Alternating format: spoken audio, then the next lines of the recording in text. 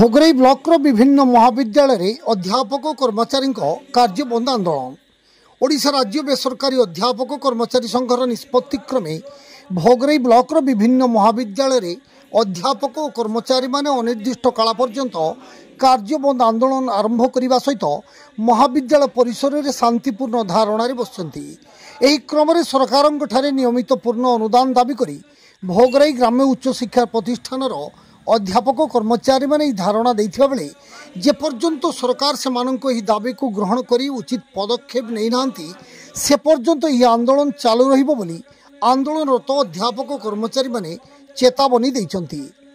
राज्य सरकार विभिन्न अनुदान प्राप्त और अण अनुदान प्राप्त विद्यालय और महाविद्यालय रे 2008 जून 1 ठारू 2018 जून 1 मध्य परिचालना कमिटी द्वारा नियुक्ति पाइथिबा अध्यापक और कर्मचारी मानकु अनुदान परिसरभुक्त कराजिबो बोली प्रतिश्रुति देइथिले। मात्र दीर्घ दिन बीती जाइथिले सुद्धा सरकार एने कौनसी पदक्षेप ग्रहण करि नाहंती। पुणी राज्य में बीजेपी सरकार आसिबा दिन ठारू आज पर्यंत 13 मास मध्य संघ मुख्यमंत्री अभियोग शुणाणी को 12 थर जाई मुख्यमंत्री को प्रत्यक्ष साक्षात करी दाबी पत्र देइछि। एपरिक दस्तखत अभियान माध्यम 1.5 लाख साधारण लोकों दस्तखत संबलित दाबीपत्र मुख्यमंत्री को संघ पक्षर प्रदान करा जाइछि। तथापि सेमानंको प्रति सरकार उदासीन मनोभाव पोषण करने सहित दाबी पूरण क्षेत्र में कालक्षेपण नीति अवलंबन करुथिबारु बाध्य होई एभली कठोर निष्पत्ति निया जाइछि बोली अध्यापक कर्मचारी माने खबर सह प्रकाश करछंती। मो दुष्मंत कुमार दास आरएचएस रे मो पदार्थ विज्ञान अध्यापक अटे। एठी आमे 2008 मध्य नियुक्ति पाइछु। आमे कॉलेज रे समस्त कार्य करिया सहित सरकार तरफ जो इलेक्शन किंबा अन्य मध्य आमे भाग नौछु। समस्त काम सुचारू रूपे करूछु किंतु अल्प दरमा रे आमे बहुत दिन हेले नेठी खटी आसुछु। तेणु आमे सरकार पांकर दाबी करूछु जे आमर 2008-2018 को अनुदान जीआई परिसरभुक्त करी जीआई प्रदान कले आमे माने बहुत उपकृत हेबु। जदि सरकार या न मानती ताहले आमे जो धारणा रे बसछु एटा को कंटिन्यू रखिबु जे पर्यंत आम दाबी पूरण न होछ आमे एमिति कार्यबंद आंदोलन करी चलथिबु। मु सुरजित पात्र lecture in zoology RHS Bhograi. आम जो दाबी गोटे मात्र दाबी रही आम संघर जे 2008-18 मध्य नियुक्त पाइथिबा जो आमर बेसरकारी कर्मचारी शिक्षक अणशिक्षक कर्मचारी को अनुदान परिसरभुक्त करने आम विगत 10-20 थर जो सरकार जनशुणाणी हो किंबा आमर महात्मा गांधी मार्ग पदयात्रा हो 497 दिन अहरात्र धारणा हो सब कला सत्वे भी सरकार बर्तमान निदा विष्णु साजिंट। तेणु आमर गोटे मात्र दाबी 2008-18 जीआई को प्रदान करूँ एवं आमे जो 5,000 से 5,500 ऑल ओडिशा अच्छु से परिवार जमी सुखरे चलो तापाई सरकार ये पदक्षेप नियंतु।